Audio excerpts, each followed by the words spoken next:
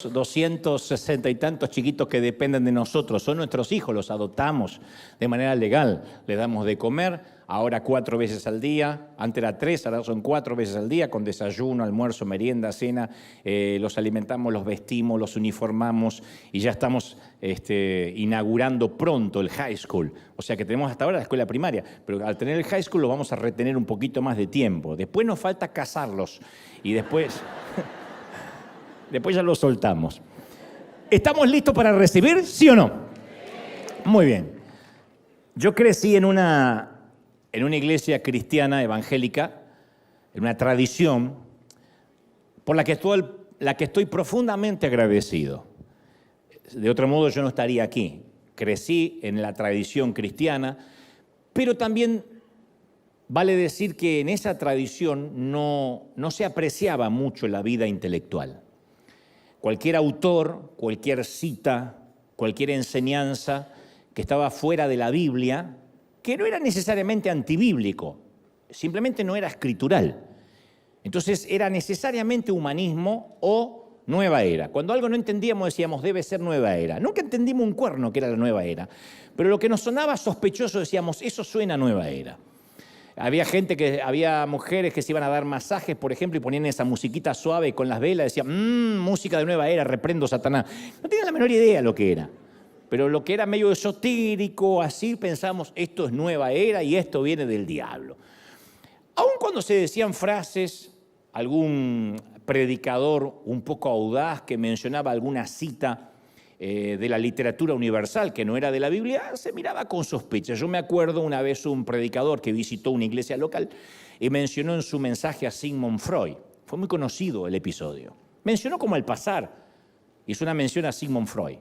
Y apenas terminó, el pastor local le dijo, ¿por qué menciona gente mundana en mi púlpito? ¿Acaso no le alcanza la Biblia? ¿No le alcanza a los hombres y mujeres que aparecen acá?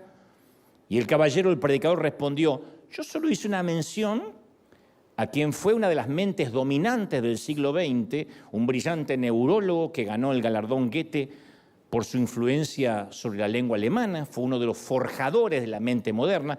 Y usted me dice que yo lo tengo que descartar, que no lo puedo ni mencionar, porque usted no puede mencionar un solo título de los libros que Freud escribió.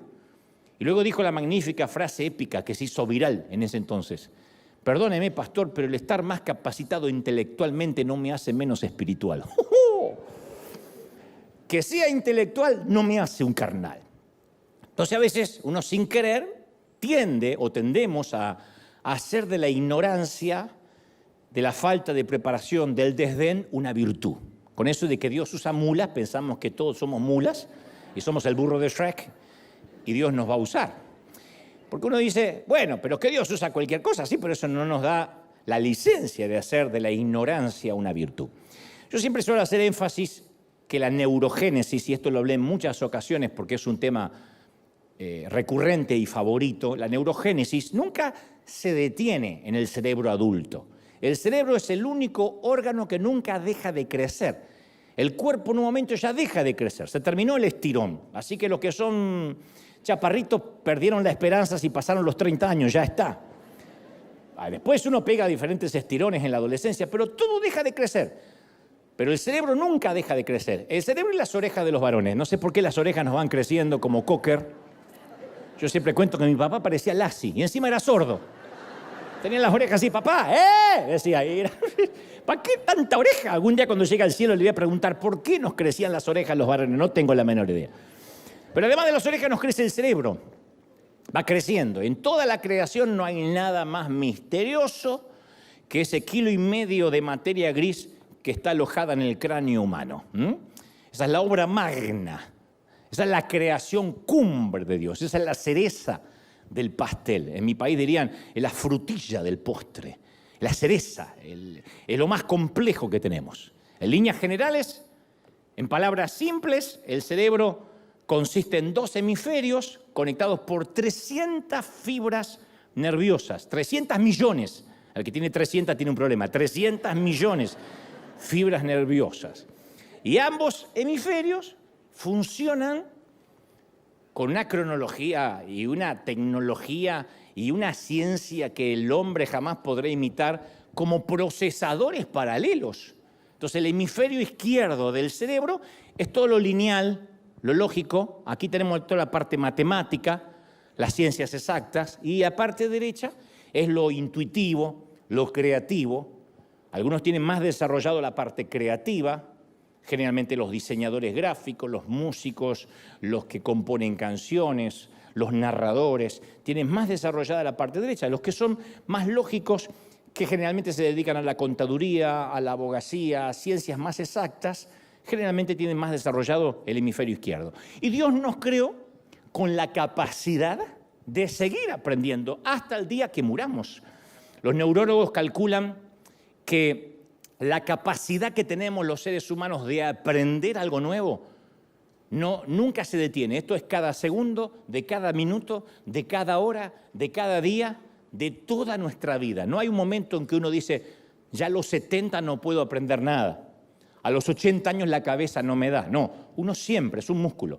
Seguramente escuchaste la frase el síndrome del desuso, que originalmente se utilizó para describir el hecho que la negligencia física destruye nuestra salud. Todo es cuestión de usar o perder. Lo que no estás usando lo pierdes. Recibe esta palabra. Si vas por la vida y se te cae algo es porque no lo estabas usando, ¿no? Es el principio básico de la fisiología. Lo que no se usa se pierde, y así como los músculos crecen con el ejercicio físico, la mente crece con el ejercicio intelectual. Por eso dicen que cuando uno enseña, aprende. Esto me lo decía siempre Juan Carlos Ortiz, el pastor fundador de esta congregación. Me decía, yo cuanto más aprendo es cuando enseño, porque tengo que poner en palabras, articular con mi voz lo que tengo en la cabeza. De hecho, es una gran forma de estudiar, porque cuando uno dice, no me queda en la cabeza, uno tiene que decirlo en voz alta o tratar de explicárselo a alguien para que el concepto se fije. Entonces, cuando uno entrena el cerebro nunca detiene su neurogénesis. Y todo el tiempo se están realizando nuevas conexiones, nuevas, flamantes, de cosas que antes no pensábamos, de maneras de razonar que antes no teníamos. Hay una gran frase que dice, cuando una idea, cuando algo nuevo ensancha una mente, esa mente nunca jamás regresa al tamaño original. No es que la mente se ensancha y se atrofia, lo que se ensancha, se ensancha. Y si dejamos de usar cualquier parte de nuestro cuerpo, incluso la mente se empieza a atrofiar. Y cuando la mente se atrofia, en nuestro caso, nuestra adoración se empieza a volver vacía, abúlica, aburrida. Jesús le dijo a la mujer samaritana junto al pozo, ustedes los samaritanos saben muy poco de aquel a quien adoran. No puso en tela de juicio si adoraba o no. Dijo, ustedes no conocen a quien adoran. De manera que esa adoración no es válida. Porque cuando adoramos con ignorancia, nuestra adoración está vacía. Entonces Dios no solo quiere que le adoremos, sino quiere que sepamos por qué le adoramos. ¿Qué hizo por nosotros? ¿Quién es Dios? San Juan 4:24 afirma, Dios es espíritu y quienes lo adoran deben hacerlo en espíritu y ¿qué? Y en verdad. O sea, uno no puede adorar de mentiritas. Uno no puede fingir que adora. Levantar la mano y cerrar los ojos podemos hacerlo todo. Actuar, actuamos. Pero adorar en espíritu y en verdad, uno necesita conocer a Dios. Pero siempre tenemos la tendencia a pensar que lo espiritual y lo intelectual son mutuamente excluyentes. O sea, que el alma y la mente son enemigas. Pero no son enemigas, no hay dicotomía. No es que si uno es intelectual deja de ser espiritual y si uno es espiritual necesariamente se hace ignorante. Porque un gran amor siempre nace de un gran conocimiento. Cuando uno conoce a alguien se enamora más o se enamora menos o se da cuenta que no está enamorado. Pero cuando uno se acerca a quien ama, a quien le parece que es atraído, después se enamora más. De otro modo es deslumbramiento. De otro modo es lo que se mal llama amor a primera vista. No, no es amor a primera vista, no existe. Es una atracción. Pero después el amor crece cuando uno va conociendo. Entonces, cuando uno conoce más a Dios, se enamora más. Cuando uno menos lo conoce, menos relación tiene, más cuesta amarlo porque uno no lo conoce. Y a veces hasta tiene una malformación de quién es Dios. Había un texto primario en Israel, que se repetía 2 veces al día, que se llamaba la Shema, y que decía: ama al Señor tu Dios con todo tu corazón, con toda tu alma y con todas tus fuerzas. Corazón, alma y fuerzas. Esa era la repetición que tenían los judíos, el pueblo hebreo. Ama con tu corazón, alma y fuerzas. Esa es la esencia de la Torá.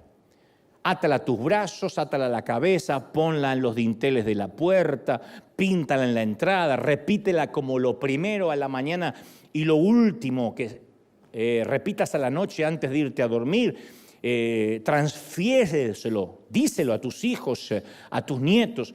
Pero alguien un día le pregunta a Jesús: ¿cuál es el más grande mandamiento? Y Jesús citó la Shema, que todo israelita devoto conocía. Esto de amar a Dios con corazón, con fuerzas y con alma. Pero se nos escapa el detalle que Jesús le hace una enmienda. Una enmienda es un agregado a una ley. La quinta enmienda, la cuarta enmienda, si sabremos de eso en este país. Una enmienda es algo que se le agrega. Entonces esa enmienda que le hace Jesús se lee en la versión de Mateo. Dice: ama al Señor tu Dios con todo tu corazón, con todo tu ser, y dice el Señor, y con toda tu mente. Hasta ahí nadie había incluido la mente. O sea, el Señor le añade la palabra mente. Es Jesús quien se la añade. Él elevó el amor a Dios de la tercera a la cuarta potencia. Dijo: no dejes la mente. Y la mayor parte de los creyentes creemos o hemos creído que siempre ha habido un conflicto entre la ciencia y la fe. Pero a veces lo único que le decimos a cierta gente intelectual es: usted recíbalo por fe, créalo y no lo cuestione. No, pero yo quiero entender. Usted no tiene que entender nada. Reciba por fe. Ahora, reciba. Y ya está. Que le entre por la fuerza la palabra como un supositorio.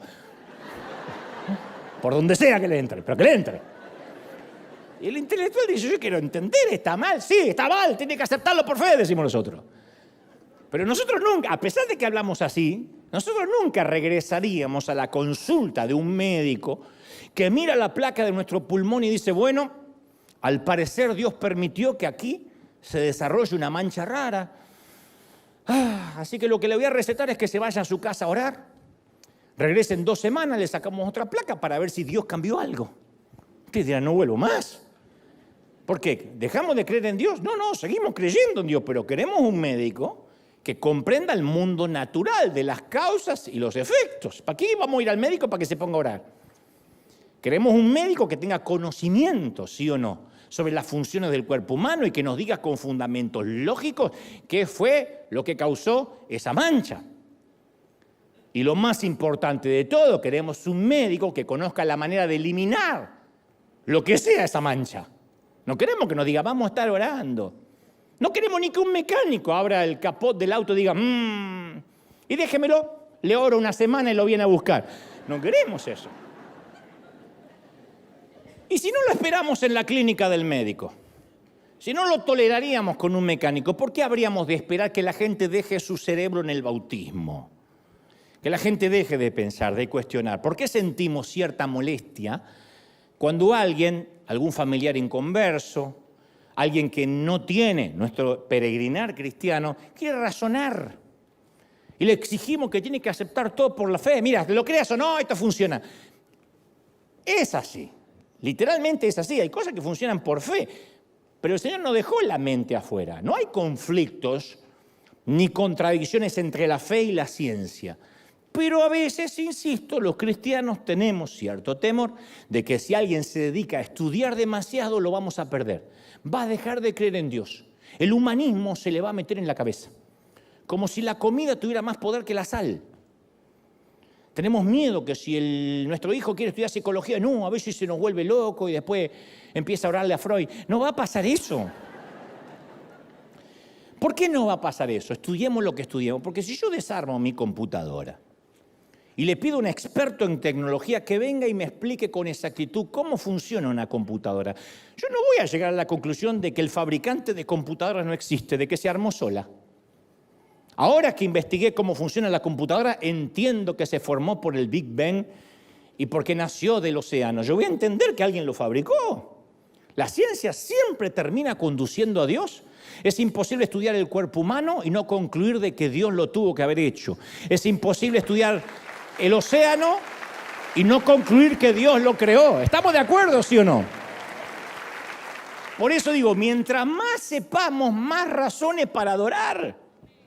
Mientras más descubrimos y nos metemos, porque más sabemos, y cuando uno más sabe, más disfruta. Yo lo dije una vez. El enólogo, el que se dedica a sentir las texturas del vino y que te puede tomar una copa con un sorbito y te dice, creo que abusaron mucho de la madera, pero tiene un maridaje espectacular porque puede combinarse con las carnes. No obstante, hay una aspereza que se siente en el fondo de la lengua. Ese es el que conoce los secretos del vino. Después está el borracho que pisa un corcho y ya habla estupideces. ¿Qué tomaste? No sé, algo que estaba ahí negro. No tiene la menor idea. El conocer hace que uno disfrute más. El músico dice, wow, las notas que tocaron, qué increíble. El que no sabe de música dice, ay, qué linda melodía, pero no entiende nada. El conocer hace que uno disfrute más. Son sabores aprendidos, le dicen. Hay sabores que son aprendidos, que uno no tiene inmediatamente el paladar adaptado a eso, pero lo tiene que aprender. Entonces, cuando uno lo aprende, empieza a entender por qué es tan cara esta comida, este menú, porque es un sabor aprendido. Bueno, el adorar a Dios también a veces es un sabor aprendido. Al principio estamos choqueados porque nos salvó del infierno, porque trajo salvación y sanidad a la familia, pero después uno se adentra más en Dios y se empieza a enamorar más de Él porque más lo conoce. No se puede ser espiritual sin ser realmente intelectual. Al mismo tiempo que se expande la mente, siempre se expande la fe, nunca es al revés.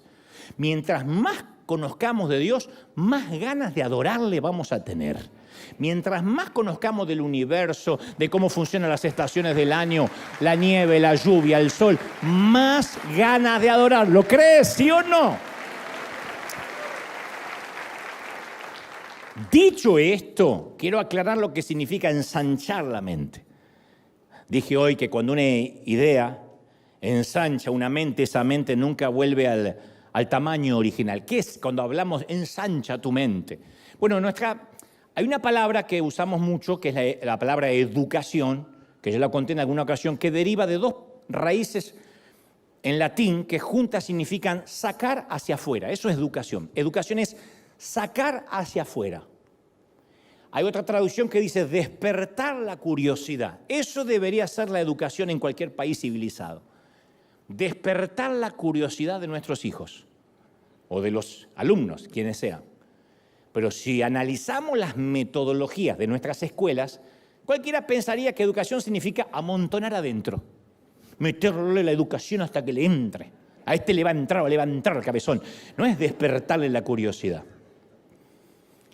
Es desde hace poco que han descubierto los sociólogos de que si tu hijo, en una escala de calificación del 1 al 10, como se hacía en mi tiempo, tiene un 5 en matemáticas, pero siempre se saca de manera orgánica un 10 en castellano, significa de que hay que urgente ponerle un tutor y un profesor para castellano, no para matemática.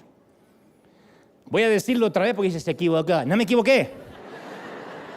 Si el chamaco se saca 2, 3, 4, en una escala del 1 al 10, en matemática, en todas las materias, pero en castellano se saca un 10, hay que identificar lo que orgánicamente él fluye y en eso hay que entrenarlo. Este chico tiene una inclinación al castellano. ¿Para qué lo vamos a hacer? Con un profesor que le enseña matemática, a lo sumo va a ser un matemático mediocre a la fuerza. Pero eso no pasaba. ¿Quién nos identificaba lo que queríamos ser cuando éramos chicos? ¿Quién decía, a este le gusta ser arquitecto? Tu abuela. Vas a estudiar lo que tenga una salida laboral. Entonces, es ahora que empezaron a identificar cuál es el ADN de cada quien. ¿Cuál es la inclinación? El creativo necesita un tutor creativo, no que le metan lo que no le sale. Pero siempre uno dice, ya que no anda mal en matemática, le voy a poner un profesor de matemática. Bueno, en términos generales, para que pase la materia, para que no lo echen del colegio, sirve. Pero no es la solución al problema. Los programas académicos giran alrededor de meter conocimiento a la fuerza y no por despertar la curiosidad natural de cada quien, de qué viaja en tu ADN, qué viaja en tus genes, ¿Qué es lo natural? Algunas cosas son heredadas, otras cosas tienen que ver con el entorno de la casa. Y en el sistema educativo de nuestros días pensamos en la enseñanza como transferencia de información. Y los maestros se paran vertiendo información en el educando y lo evalúa solo por una cosa. ¿Cuál? ¿Puede repetir como cotorra lo que acabo de enseñar? Y así estudiamos, hasta el abecedario, las preposiciones, ante, bajo, cabe, con, contra, de, dentro, calla, hasta, para, por, según, sin, sobre, tras. No sabía un cuerno para qué servía eso, pero lo repetíamos. Entonces la pregunta número 1 de cualquier clase es, profesor, ¿esto que está enseñando lo va a tomar en el examen? Y la respuesta ¿qué es? No, no lo voy a tomar. ¿Para qué lo vamos a aprender si no lo va a tomar?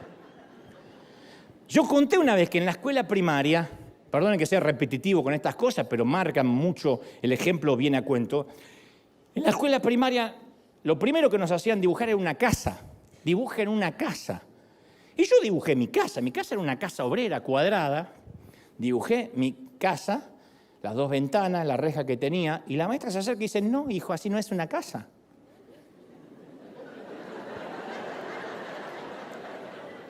Yo dije, vivo en una cueva. ¿Dónde vivo si esa es mi casa? Veo que algunos dibujaron mal la casa. Voy a dibujar como es una casa. Techo a 2 aguas, siempre techo así. No había un techo a 2 aguas en toda la Argentina en mi tiempo. Chimenea, caminito, tejas rojas, un árbol en la puerta.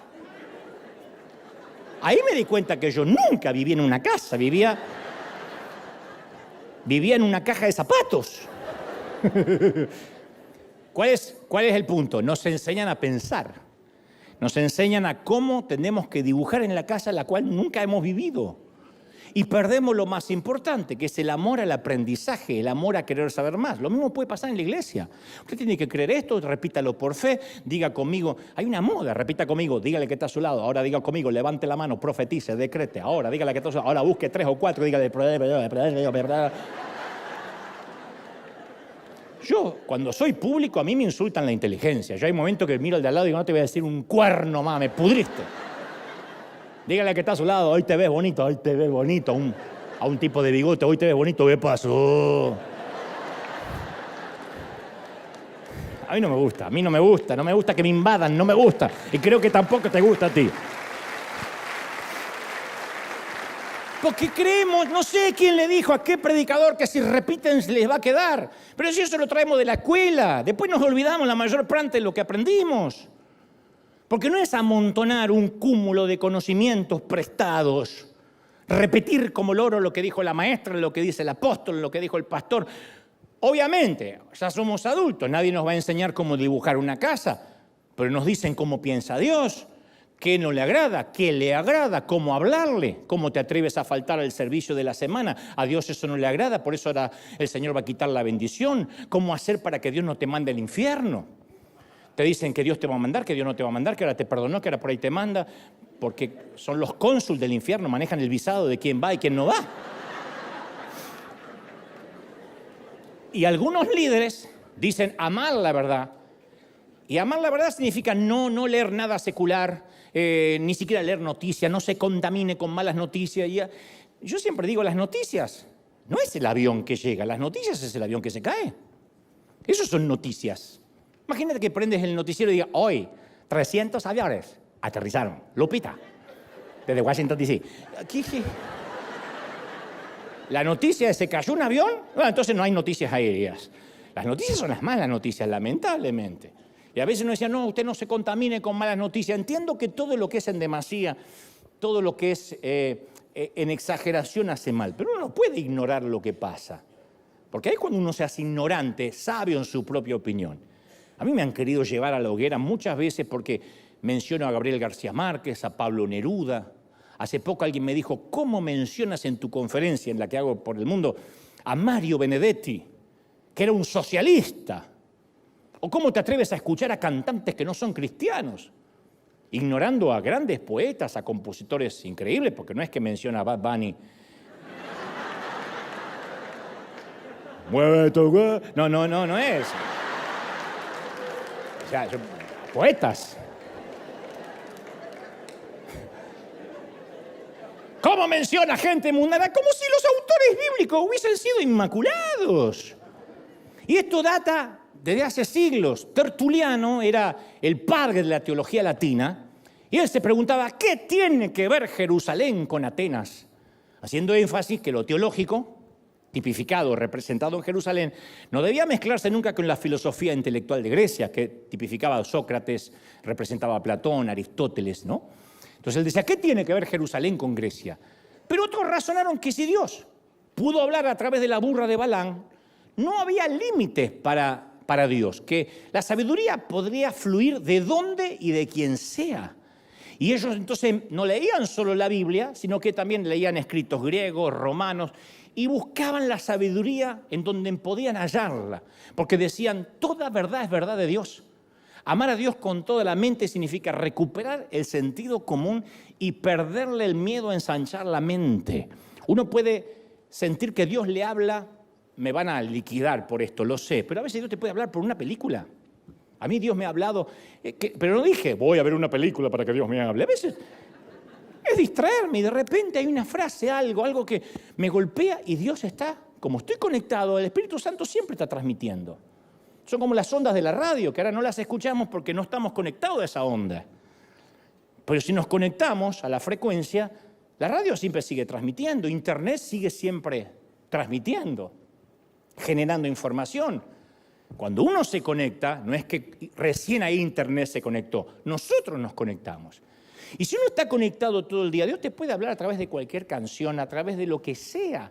No es que necesariamente Dios está estereotipado a hablar a través del pastor, a través de un cántico nuevo, a través de una adoración. Sí, Dios habla a través de todo eso, pero no habla solo a través de eso. ¿Quién puede limitar a Dios? Dios habla a través de quien quiera, a través de un inconverso Dios te puede dar un mensaje. Y darte una lección que el inconverso ni sabe que te está predicando y te dice algo que, ¡ay! Y es el Espíritu Santo usándolo. De verdad, y no es una mula. Entonces, amar a Dios con toda la mente quiere decir que no tenemos que ponernos nerviosos con respecto a dónde va a conducirme este libro, si es que realmente yo estoy buscando sinceramente la verdad. Pero a veces tenemos miedo que el saber más va a atentar con nuestra fe. Es al revés. Alguna vez me tocó leer Religiones Comparadas, porque yo ilustraba ese libro, y ahí me enteré cómo piensa un católico. ¿Qué cree? ¿Qué cree un adventista? ¿Qué cree un testigo de Jehová? Cuando uno no sabe eso, lo primero que hace es reprender, le lavaron la cabeza, el espíritu de la gran ramera, el espíritu de esto. No, son gente que tiene sus creencias. Entonces, en lugar de discutir como un fanático y mandarlos al infierno, uno puede hasta debatir con conocimiento. Cuando uno sabe en qué creen otras religiones, otras creencias, uno puede debatir. En Argentina hubo un presidente hace mucho tiempo en el regreso a la democracia, porque antes de eso había un gobierno de facto militar. El primer presidente de la democracia de Argentina, la democracia recuperada, se llamaba Raúl Alfonsín. Y él tiene una frase que todavía está viral en las redes y dice, usted puede debatir con cualquier hombre de derecha o de izquierda, hablando en términos políticos, ¿no? Y siempre va a ser una discusión racional. Pero lo que es imposible es discutir con un fanático, porque le va a contestar con voluntarismo, con frases hechas, con eslogan, con cliché, con demagogia, y la charla se va a hacer playita, ramplona, y no es algo que el pueblo del país se merece. El fanático dice, no sé, te reprendo, diablo inmundo, te reprendo. Y ya está, es todo lo que dice. Porque el Señor nos dio la victoria, aleluya, aleluya, aleluya, el Señor nos dio la victoria, pero no puede debatir. Lo que le quedó es la frase que le hizo repetir el pastor 42 veces como loro, pero no puede debatir. Entonces, cuando no tenemos argumentos, solo nos queda reprender demonios. Al que piensa distinto es un hereje y lo mandamos al infierno y se acabó el problema. Y así no funciona. Y eso es porque nos han dicho, no pienses, no cuestiones, deja el cerebro en el bautismo, porque cuando entras a la iglesia ya no necesitas el cerebro. El pastor va a pensar por ti. El líder va a tomar tus decisiones. Te van a decir hasta con quién te tienes que casar. Y te van a decir a dónde tienes que ir, si te puedes ir de vacaciones, cuánto tienes que diezmar, tienes que reportarte. Entonces uno dice, pues, ¿para qué necesito el cerebro? Y lo dejamos flotando en la alberca, queda el cerebro ahí. Viene el ujier, levanta todos los cerebros, una bolsa negra de residuos. ¿Cuántos se bautizaron hoy? Esperá. Como 20, pastor. Cuentan los cerebros que quedaron ahí. Una vez que entendemos lo que es ensanchar la mente, tenemos que comprender lo que es repensar. Uno dice, Dios no cambia. Y Dios no cambia. Dios es el mismo ayer, hoy y siempre. Dios no cambia. Dios no cambia. Su fidelidad no cambia. Dios no está más viejito. Dios no está más senil. Dios ahora no es un abuelo comprensivo porque se volvió viejo. Dios no cambia. Nosotros cambiamos. Dígale que está a su lado. No, mentira. Nosotros cambiamos.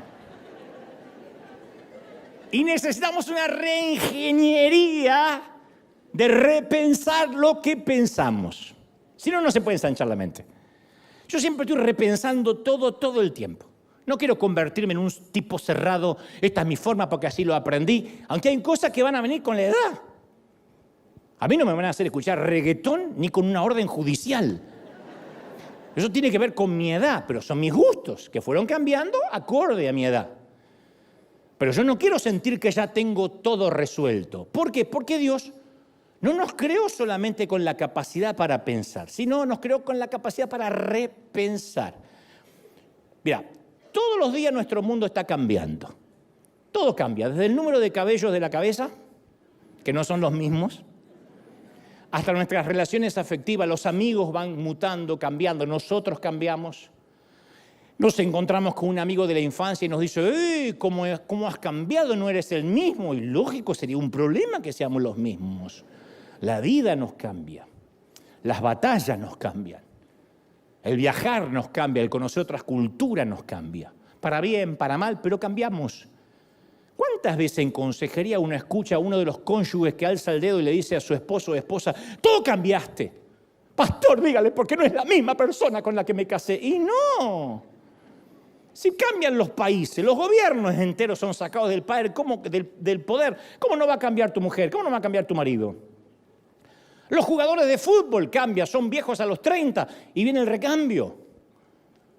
Y tan pronto como aprendimos a criar un bebé, hay que aprender a disciplinar a aquel que ya empezó a caminar, ¿o no?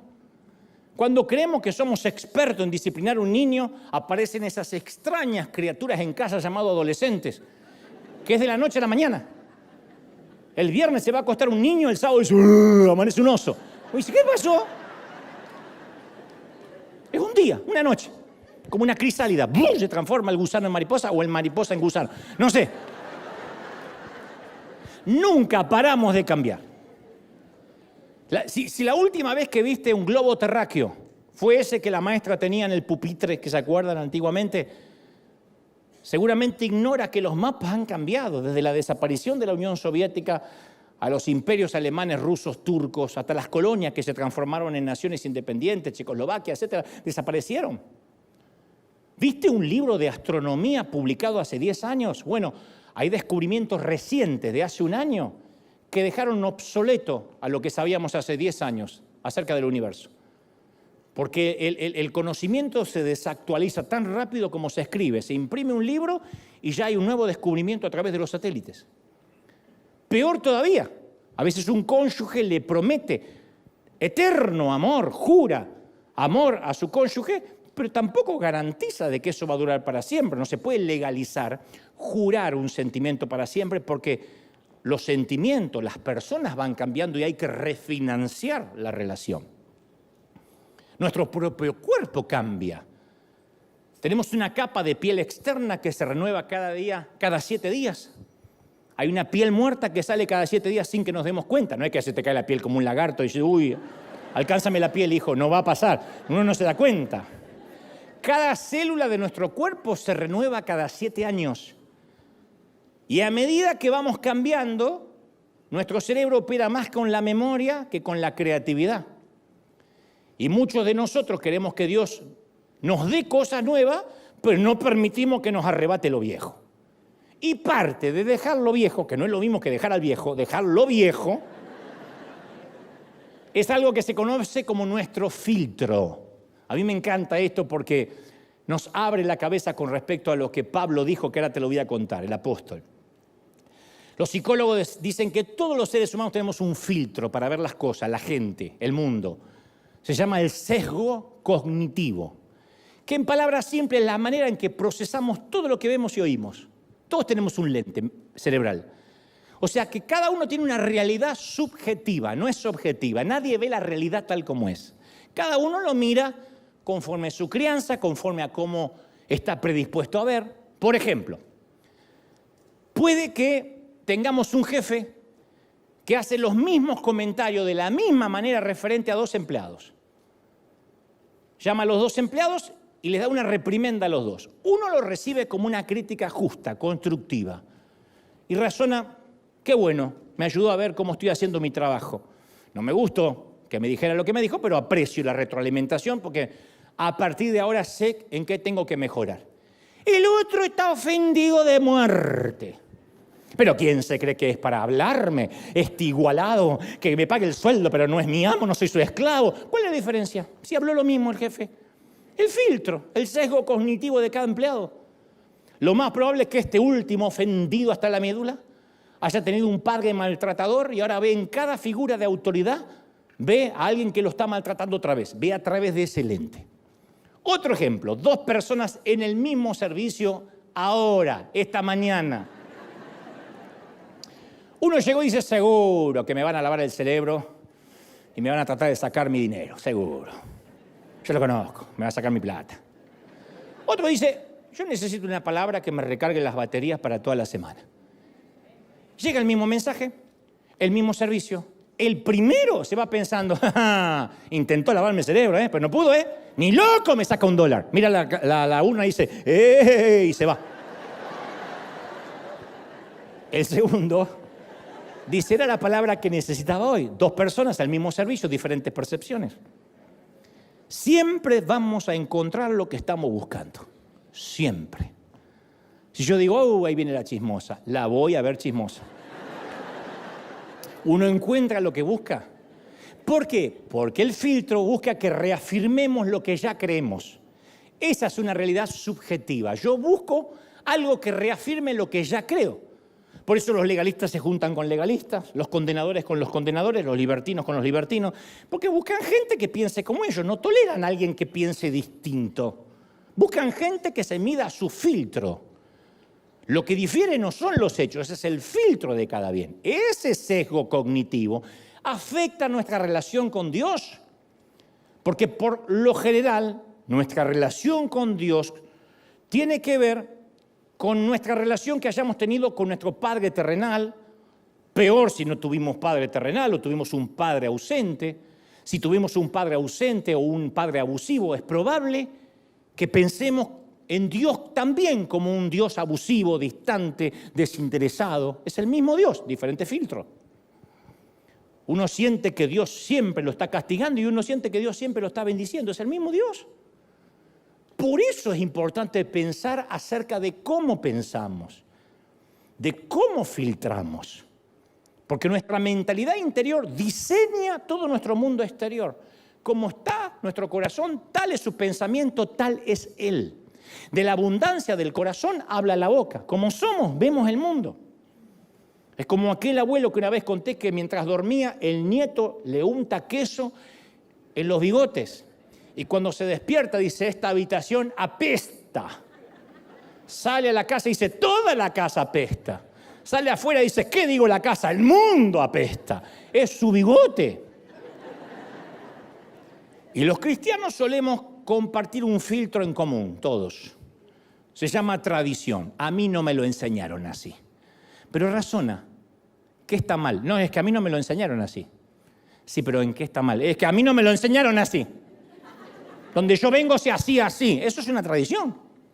Punto. Y a veces, como le sucede a un disco duro, cuando le entra un virus, nuestra mente tiene archivos que están infectados por la manera de pensar de nuestros padres, por la manera de pensar del pastor. Nos va infectando sus inseguridades. Como admiramos, queremos o tenemos una persona como nuestra influencia, se nos van pegando esos sesgos, esos filtros. La gente que condena en las redes sociales no nace condenando. Posiblemente se congreguen en una iglesia donde escuchen condenación tras el púlpito. Entonces salen a la vida a condenar. Y a los que son diferentes o dicen algo distinto se los manda al infierno porque eso les hace ver de que hacen algo contra el mundo que está apestando. Pero lo que apesta es el bigote de ellos. Y si uno no desinstala esas tradiciones, va a socavar todo lo que hagamos. Todo. Dios quiere prosperarte y uno no puede prosperar porque tenemos el sesgo cognitivo de que hay que guardar para cuando no haya. Porque yo vengo de la pobreza. Todos, la mayoría venimos de la pobreza. Pero una cosa es ser pobre y otra tener mentalidad de pobre el resto de la vida. ¿Cuánta gente miserable y pobre tiene fortunas en el banco? La miserabilidad no es recíproca con la cantidad de dinero, es una forma de ver la vida. ¿Cuánta gente sienta que nada le alcanza y tienen más de lo que van a poder gastar en la vida? Pero tienen un sesgo cognitivo de que tienen miedo de que no alcance, lo heredan de alguna parte. Entonces, la mitad del aprendizaje consiste en aprender, lógico. La otra mitad consiste en desaprender. Y por desdicha, desaprender es el doble de difícil de aprender.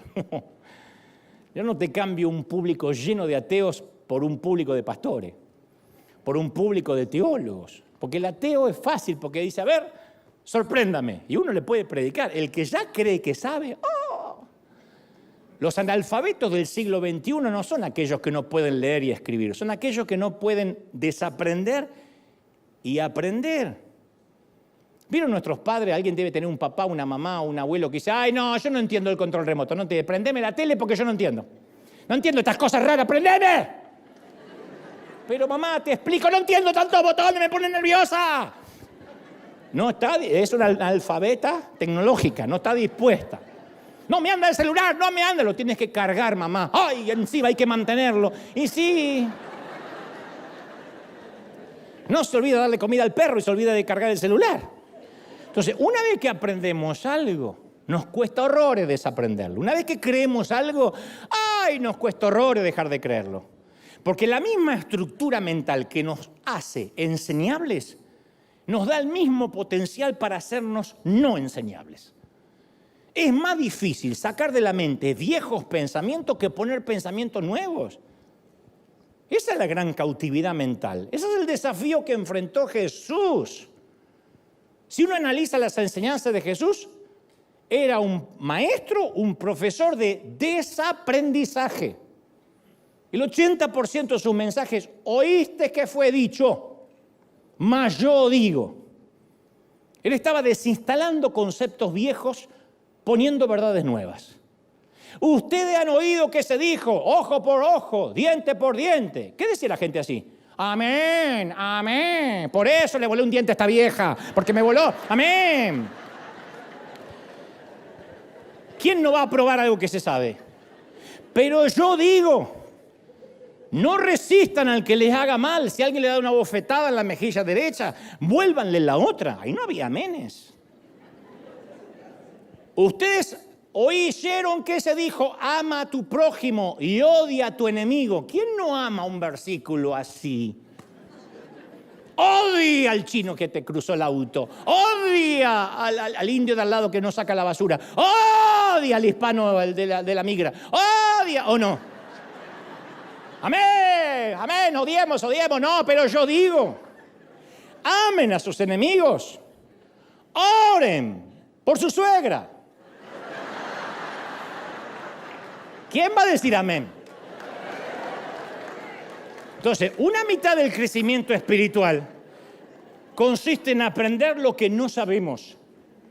La otra mitad consiste en desaprender lo que creemos saber. Eso es lo más duro. La arrogancia hace que el cerebro se ponga rígido. No hay nada peor que hablar con un arrogante.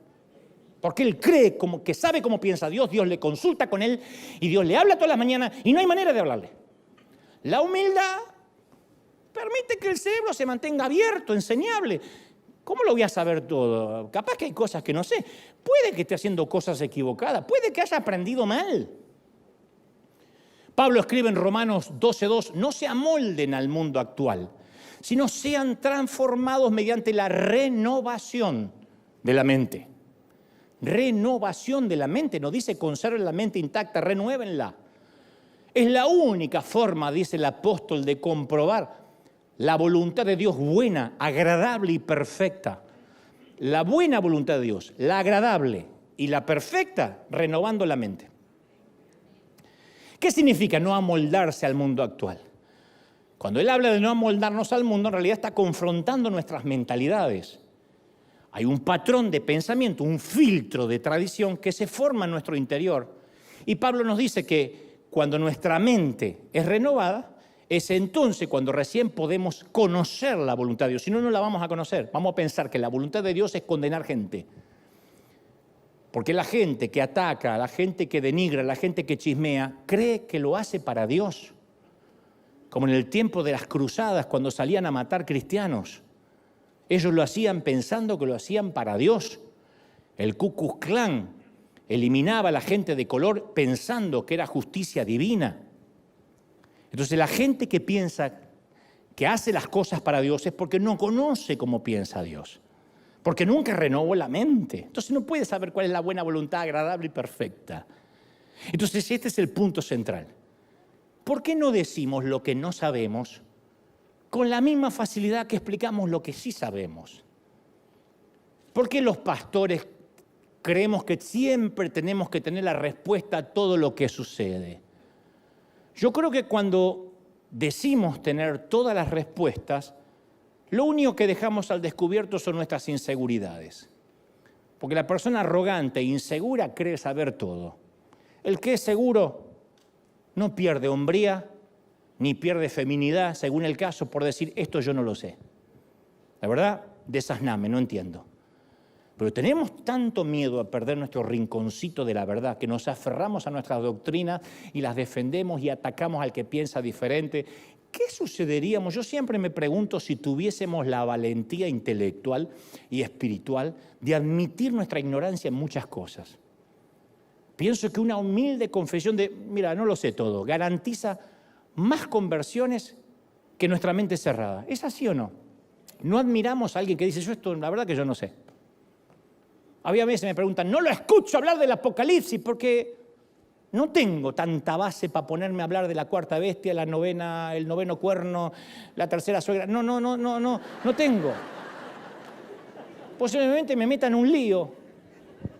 Esa ignorancia todos somos ignorantes en algo. O todo el mundo acá conoce arquitectura, o todo el mundo acá es astrónomo, o todo el mundo acá es médico. Todos somos ignorantes en muchas disciplinas, ¿o no? Bueno, vinieron todos los de Harvard hoy, pero al otro servicio vienen los ignorantes. Capaz que tengo más amenes. Tenemos que admitir que no tenemos toda la respuesta. No sabemos por qué la gente piadosa también murió de COVID. ¿Por qué hay niños que tienen leucemia? Pero sí conocemos a aquel que conoce todas las respuestas y sabe por qué, aunque nosotros no lo sepamos. ¿Sí o no? Eso es lo que tenemos que hacer. Decirle, qué sé yo, habla con Dios. Si no te lo explicará acá, te lo explicará en el cielo. Pero durante años hemos tratado de ofrecer lo que nunca debimos ofrecer. Y durante mucho tiempo ofrecimos todas las respuestas. Venga que Cristo lo va a sanar. Y hay que decir, te puede sanar, te puede no sanar. Venga que Cristo te va a prosperar. Cristo salva, sana, liberta y prospera. Nosotros teníamos un cartelito de eso. Mi papá se entregó al Señor allá en el año 1975 y permitió que en el garage de su casa colocaran un cartel que decía Cristo salva, sana y liberta todos los días menos los lunes. Porque no había servicio ese día. Entonces, Cristo salva, sana y liberta todos los días menos los lunes. Los lunes te morías porque Cristo no te liberará. ¿Qué es querer tener todas las respuestas? Bueno, si está enfermo es porque algo habrá hecho, algún pecado oculto. Por eso le vino esa enfermedad. Si no te sanaste es porque te faltó fe. Encima que uno está sufriendo te vienen a tirar esa carga. Te faltó fe. Si te va mal es porque dejaste de congregarte y saliste de la cobertura apostólica. Si no prospera es porque hay una maldición que está sobre ti. Y luego un chinito se come un murciélago. Antes que haga la digestión, pone a todo el mundo a temblar de miedo con un virus que se propaga. Y quienes alegaban tener todas las respuestas tuvieron que encerrarse en la cocina de su casa porque esto era muy contagioso. No juzgo, obviamente, la prudencia ni las medidas sanitarias. Estuvo bien. Nadie les pidió que salgan a sanar gente. Lo decepcionante para todos fue cuando la gente notó que los pastores no teníamos todas las respuestas. que ahora también había muchas preguntas y mucho miedo. ¿Por qué Dios permitió la pandemia? ¿Por qué permite la guerra? Ni idea, yo qué sé.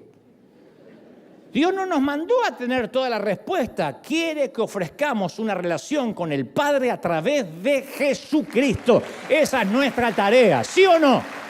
Alguien tiene que decir amén. ¿Sí o no? Ahora sí, amén. Y esa relación es la respuesta a todas las preguntas. Entonces, conducimos a la relación con Dios y Él nos da las respuestas. Y te voy a decir esto, voy a agregar algo más. No está mal tener dudas. Incluso si nuestros hijos, si tus hijos, pasan por un periodo que comienzan a dudar de Dios o cuestionan tu fe o la fe, no se trata necesariamente, en el 99% de los casos no lo es, de un demonio. No hay que orarle por las noches, no hay que ungirlo con aceite mientras duerme, no hay que agarrar esas canoas que se ponen en las patas y ungirle las zapatillas. No. Lo mejor es decirle, hijo, entiendo que estés dudando, ya vas a tener tu propio encuentro con Dios. Eso te va a dar credibilidad. Y tu hijo va a sentir que eres un padre racional. No estoy hablando de un chiquitito que tiene que obedecer porque es chiquito. Estoy hablando de 15, 16, 17 años y empieza a cuestionar. Tienes que decir, está bien, yo no te pido que dejes el cerebro en el bautisterio porque yo no lo dejé. No espero que lo hagas. Yo fui criado en un hogar de padres cristianos. A mis 7 años de edad, ellos se entregan a Cristo. O sea, pasé la gran parte de la niñez en un hogar cristiano. Pero nacer en un garage no me transforma en un automóvil. Yo puedo nacer en una pecera y no voy a ser Nimo. Eso es así. Entonces tuve que abordar mi propio lote de dudas. Las dudas son algo garantizado en los hogares cristianos. Las dudas no se resuelven enviando al chico a una escuela dominical para que el maestro le enseñe o metiéndolos en un colegio cristiano que le obliguen a meter Biblia. No. Las cosas básicas a veces de la fe en los hijos de cristianos están tan incorporadas que a veces las damos por sentado. Y hay que examinarlas antes de hacerlas propias, antes de heredar la fe de los padres. De otro modo, los hijos de cristianos heredan de segunda mano, de forma prefabricada, la fe de sus padres. Y eso no es una fe viva, no es una fe que respira, es algo vacío. Lo peor que nuestros hijos cuestionen la fe, mejor dicho, que nuestros hijos cuestionen la fe no es lo peor. Que tu hijo diga, bueno, yo a veces me cuesta que venga a la iglesia, no lo veo escuchando alabanza, eso no es lo peor. Eso es saludable, porque va a hacer que no herede la fe de sus padres. No va a ser el famoso nieto de Dios. Dios no tiene nietos, Dios tiene hijos. No es que como yo soy creyente, él es nieto. No, él tiene que tener su propio encuentro con Dios. Está bien que resuelva sus propias preguntas. Tú le das un entorno, un hogar cristiano, tiene que ver que el hogar adora a Cristo, que en el hogar se habla de Dios, si es posible un devocional familiar. No obstante, él va a tener que tener su propio encuentro con Dios. Que él pase un periodo de rebeldía no está mal. Todos hemos sido rebeldes, hagan memoria. Ay, yo no. Encima Alzheimer. Hagan memoria. Todos hemos pasado un tiempo de rebeldía. ¿Saben cuál es el problema en nuestros hijos? El gran problema, especialmente en los Estados Unidos de América, el relativismo. El me da lo mismo. Hijito, ¿tú qué piensas de Jesús? Yo no tengo problemas con él. De hecho, tengo una cruz. ¿Y cómo es Jesús? Yo los amo, a él, a John Lennon, a Bono de U2. Amo a Jesús, a Taylor Swift. Ese es el problema. Padecer el síndrome Pilato. Pilato estuvo por liberar a Jesús porque lo veía a Jesús como un buen tipo. Pilato ni creyó en Jesús ni le tenía bronca a Jesús. Pilato lo vio como un buen tipo. Le decía, dame una razón para que te deje libre, hombre. ¿Qué hizo? Le preguntaba a los judíos, ¿qué les hizo a este hombre? Se considera rey de los judíos, pero en serio, no manchen, ¿qué les hizo? Pero no era que creían en Jesús. La mujer de Pilato dijo, no tengas nada que ver con este justo. Él no escuchó a la esposa. Él lo que quería era liberarse de este tipo. Y al no escoger, escogió. Fue relativista, le daba lo mismo, soltarlo, mandarlo a la cruz. De hecho, de ahí la famosa se lavó las manos, porque literalmente se lavó las manos, que es el símbolo hasta el día de hoy. Si quieren matarlo, mátenlo, al cabo es su víctima. Ese relativismo es el problema de los Estados Unidos de América. Ustedes agarran a cualquier gringo y te dicen, yo creo en Dios. Yo creo en Dios, Dios es principal. ¿Cuándo fue la última que fuiste a la iglesia? No recuerdo, pero yo creo en Dios y también Superman. No tienen la menor idea. Ese es el problema. Y nuestros hijos pueden contagiarse de eso y estar muy cerca de la cruz y lejos de Cristo. Por eso insisto, está bueno que en cierta etapa de sus vidas nuestros hijos comiencen a dudar de su fe. Porque siempre ese camino, yo te lo garantizo, los va a llevar a un encuentro con Dios. Hay que dar gracias por los Saulos de Tarso, porque tarde o temprano se caen, reciben una revelación y se transforman en guerreros del Señor. ¿Alguien lo cree, sí o no?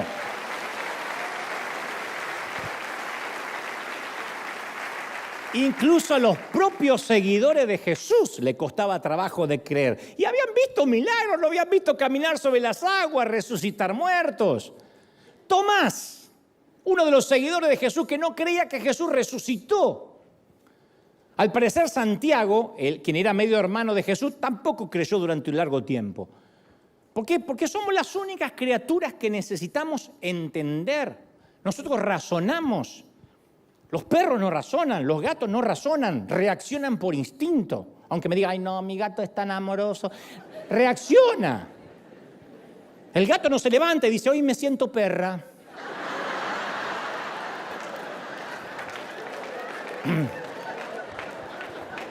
O el perro te mira, ojo, ¿cómo me llamas? Que hoy me autopercibo perre. Tampoco.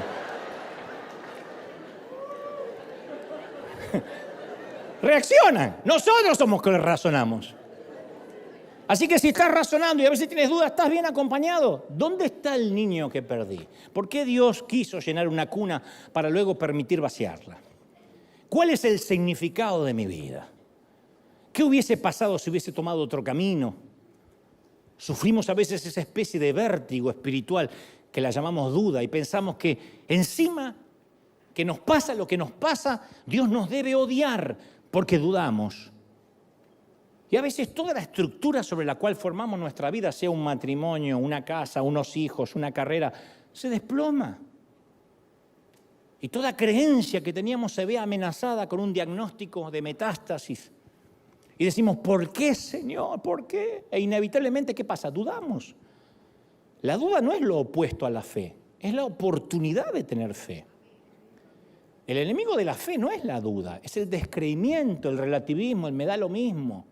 Me da lo mismo venir a la iglesia o hoy quedarme a ver el Super Bowl.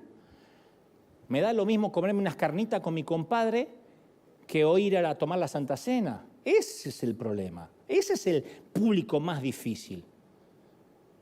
Es negarse a pensar, dejar el cerebro en el bautismo. Ahora, yo bendigo a los que dudan. A mí me gusta cuando estoy charlando con muchos artistas, con muchos políticos que se me sientan a la mesa y me dicen, a ver, explícame. Si Dios es amor, ¿por qué pasó lo que pasó en Ucrania? A mí me encanta ese tipo, porque con ese se puede debatir. Porque quiere saber, porque tiene dudas válidas. Y yo tengo respuestas válidas. Y si no tengo respuestas, le digo, no tengo la menor idea. ¿Qué sé yo? Me hace creíble. ¿Cómo no tener la menor idea? Si yo no soy Dios. Yo sirvo al Señor. Sé quién tiene la respuesta, pero yo no las tengo. La duda es un aspecto necesario del viaje de la vida. Y leemos en la Biblia y encontramos gente que dudó en varias curvas del camino. David, Job, Salomón, Jeremías. De hecho, el propio primo de Jesús, Juan el Bautista, el propio primo. Quien lo había bautizado, quien vio la paloma descender desde los cielos y escuchar a Dios decir, este es mi hijo amado. Ese dudó, el primo. Porque una cosa cuando uno está allí en la revelación, pero cuando estaba bajo arresto, bajo el rey Herodes, envió a sus hombres a Jesús a preguntarle, ¿me puedo morir tranquilo? ¿Eres tú el que iba a venir o todavía hay que esperar a otro? Y Jesús dijo que Juan fue el más grande hombre nacido de mujer. Ya había pasado un tiempo ahora que estaba en la cárcel desde que Juan había bautizado a Jesús. Pero ahora, lejos de las multitudes, dentro de la oscuridad de la celda, le agarró la duda. Así que no pudo evitar hacer una pregunta directa. ¿Eres el verdadero? Si esto le pudo suceder al más grande hombre nacido de mujer, ninguno está exento. Al Señor no le molesta que vayamos ante Él con dudas. ¿Por qué me pasó lo que me pasó, Señor? Jesús no dijo, ¿cómo mi propio primo se atreve a dudar? Lo maldigo. Le respondió, vayan y díganle a Juan que los ciegos ven, los sordos oyen, los cojos pueden caminar, la gente se está sanando. Díganle que no hay que esperar a otro. Le satisfizo la duda. Juan capítulo 20 nos lleva delante del más notable, dudoso de la historia, Tomás. Tomás era el clásico obstinado, no está dispuesto a aceptar ningún rumor, no sin antes hacer un par de preguntas filosas. En nuestro tiempo sería un abogado o un universitario. Y Jesús seleccionó a Tomás como uno de sus amigos más cercanos. Tal vez necesitaba un discípulo así, con mente difícil entre sus filas. Todas las organizaciones necesitamos a alguien así, que piense, no que digan, sí, pastor, sí, pastor, sí, pastor, sí, pastor, tírese un pozo, sí, pastor. A veces necesitamos pensar. No hay que rodearse de gente que diga siempre sí. Y hay una referencia a Tomás que lo pinta de cuerpo entero. Aquella tarde inolvidable en el aposento alto, Jesús le dice, está Jesús predicando en el aposento alto y dice, ustedes saben a dónde voy y saben bien qué va a suceder. Y todos, por esa ignorancia pluralista que todos tenemos, cuando nadie entiende un cuerno, pero nadie quiere ser el primer burro en preguntar. Jesús, eso se llama ignorancia pluralista. Pasaba en el colegio, sigue pasando, ¿no? Habla el ministro de Economía. No entendimos un cuerno, pero uno no quiere preguntar. Entonces Jesús dijo, ustedes saben dónde voy. Ustedes saben. Y todos, amén, amén. Tomás. Maestro. Maestro. ¿Sí? ¿Qué pasa, Godínez? ¿Qué pasa, Tomás? No tenemos idea dónde vas. ¿Cómo vamos a saber dónde vas? Y todos agradecen porque alguien se te vio a repreguntar. O sea, Tomás no acepta la sutilidad de las indirectas. Él es amante del lenguaje directo, las palabras claras. Tomás es como muchos de ustedes, le gusta lo pragmático, no da nada por sentado. Tomás iba a todos lados donde iban los 12. Uno puede tener fe, ver milagros y aún así tener preguntas. Y en Juan 20, 25, Tomás dice, después que Jesús le dicen que resucitó, miren, no se enojen, pero si yo no veo sus manos y la señal de los clavos, y meto mi mano en el lugar de los clavos y meto mi mano en el costado, yo no voy a creer. Tomás respondió con el credo de los escépticos. Voy a creer, perdónenme, voy a creer cuando yo lo sienta. Yo tengo que hacer mi propia evaluación si no les molesta, muchachos. Y nosotros estamos dispuestos enseguida a condenar a Tomás porque insistió en validar las noticias. Nunca dijo esto es imposible, nunca descartó los milagros, nunca dijo fue un timador. Simplemente quería examinar la evidencia personalmente. Otra escena, el mismo cuarto 8 días después. Juan 20, 26. 8 días después estaban reunidos sus discípulos dentro y con ellos Tomás. Y llegó Jesús, entrando por las puertas cerradas, se puso en medio y le dijo, pasa a vosotros. Es significativo que a pesar de su reserva, Tomás se quedó entre ellos. Nosotros solemos echar y reprender al que duda. ¿Y cuál es el discípulo que tuvo el testimonio más genuino? ¿Quién más que él puso su mano donde habían hundido la lanza? ¿Quién puso un dedo tembloroso en sus muñecas? ¿Quién más llevó por el resto de sus días la memoria táctil de un cuerpo resucitado? Únicamente el que dudó. Luego le dijo a Tomás, pon aquí tu dedo, mira mis manos, métela en mi costado. No seas incrédulo, sino creyente. Y luego le dice a todos en Lucas 24, 38, ¿por qué están turbados? Y vienen estos pensamientos a su corazón. Miren mis manos y mis pies, palpad y ved, porque un espíritu no tiene ni carne ni hueso, pero yo tengo. Y diciendo esto mostró las manos y los pies. Ah, dudaban todo. Lo que pasa es que el único sonso que lo dijo fue Tomás. Todos. Le dijo palpad y ved, o sea, palparon todos. La duda reprimida es tóxica, es nociva. La duda reprimida es como esa carta del IRS que no queremos abrir. Ni sabemos lo que hay. Si nos están dando plata o nos están diciendo que nos van a llevar presos. No queremos abrir. Pero un día el peso emocional excede lo que pueda contener el sobre. Y eso produce intereses que van a llevar tu fe a la bancarrota espiritual. Las preguntas honestas merecen declaraciones poderosas. La Biblia dice que entonces Tomás dijo, ¡ay, Señor! ¡Ay, Señor! Y Dios mío, dijo Tomás. Yo no puedo leer este pasaje sin sentir que se me estremece el corazón, porque uno de los momentos más cruciales de todas las Escrituras es cuando Tomás dice, ¡ay, Señor y Dios mío! Siempre el testimonio más poderoso es del testigo más hostil, más escéptico. Y este escéptico que parecía hostil reemplaza sus preguntas con una adoración. ¡Ay, Señor! Dios mío. Eso pasa cuando tocamos. Cuando, Señor, enséñame, dime, ¿por qué me toca esta temporada en el hospital? Enséñame por qué tuve que pasar por el cementerio. ¿Por qué no lo sanaste? Dime por qué fui a la quiebra. No tengas temor de preguntar. Porque yo te aseguro que después de conocer por qué, vas a decir, ¡ay, Señor, Dios mío! Eras tú detrás de todo esto, teniendo el control. Es lo que le pasa a Tomás. Yo cuanto más maduro, más me doy cuenta de mi propia ignorancia, de verdad. Todo lo que tengo que hacer es encender el Discovery, leer un libro de ciencia, hojearlo, porque no entiendo casi nada. Escucho a expertos en cibernética o simplemente entro a una biblioteca, a una librería y me doy cuenta, ¡uy!, todo lo que no leí. Entonces suelo decirle, Señor, tú conoces mi capacidad limitada, el disco duro que me diste que es limitado. Ayúdame a entender que no voy a tener nunca todas las respuestas. No me alcanza la vida para leer todo lo que quisiera leer. Pero sí podemos decirle, Señor, abre mi mente. Dudo, pero quiero que satisfaga mis dudas. No hay territorio más crítico que nuestra mente. Porque cuál es su pensamiento, tal es su corazón, dice Proverbios 23:7. ¿Lo creemos, sí o no? Y mi principal llamado creo que es ayudar a liberar a la gente de su cautividad mental. Es lo que siento en cada mensaje. Me produce más satisfacción que ver paralíticos dejando sillas de ruedas. Porque uno puede recuperar las piernas y nunca la mente. Pero cuando uno recupera la mente, me viene a mí esa palabra, el Espíritu de Dios está sobre mí porque me ha enviado a proclamar libertad a los cautivos. No hay nada mejor que decir, y se abren las puertas de la cárcel. Libertad a los cautivos.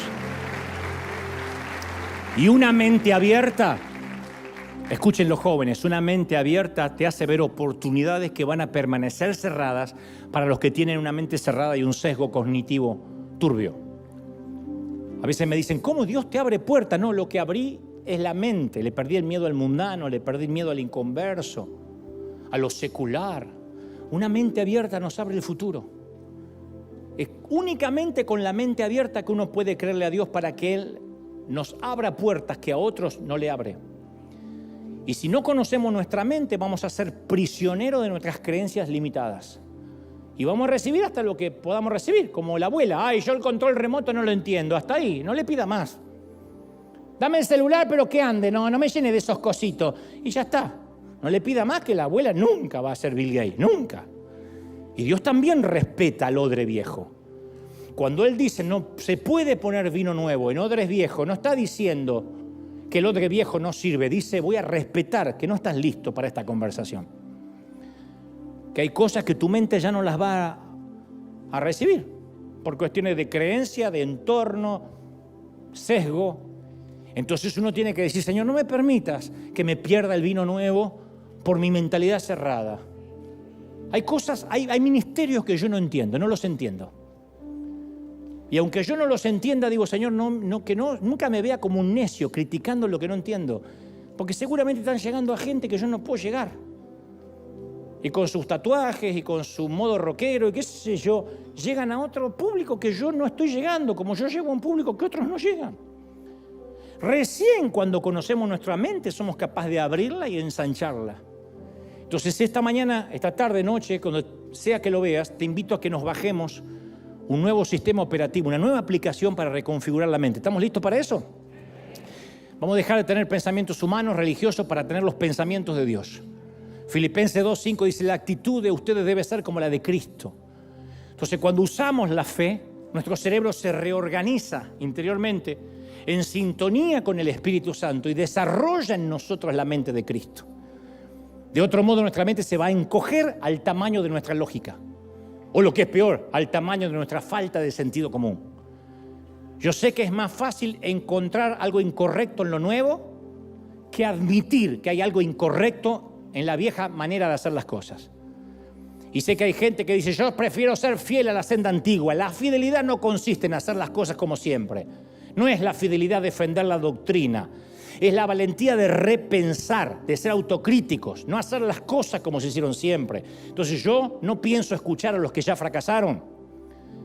Dejemos en el bautismo nuestros pecados, dejemos en las aguas nuestra vida pasada, pero por favor no perdamos el cerebro, vamos a renovarlo todos los días. Y como dice Corintios 2:16, porque ¿quién conoció la mente del Señor? ¿Quién lo va a instruir? Nosotros tenemos la mente de Cristo. Eso somos, de eso estamos hechos, cuerpo, alma y mente. Y repito lo que Dios nos dijo en la pandemia. Faraones de la religión, dejen pensar a mi pueblo. Celebra a ese Dios que nos dio la mente.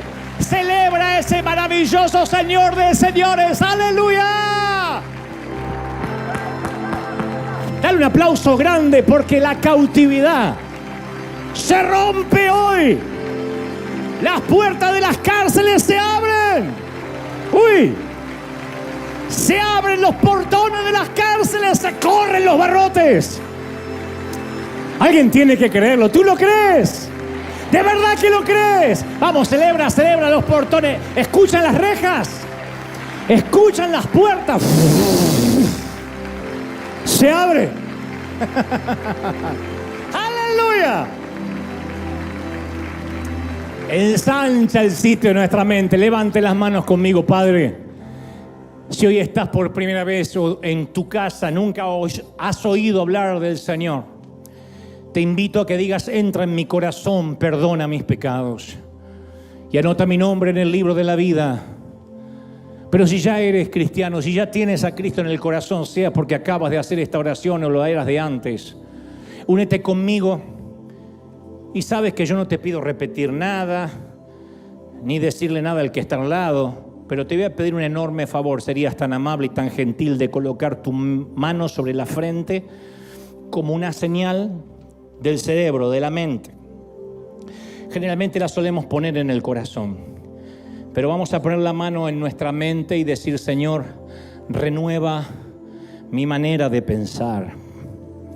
Quita de mí toda religión, todo vestigio de tradición humana.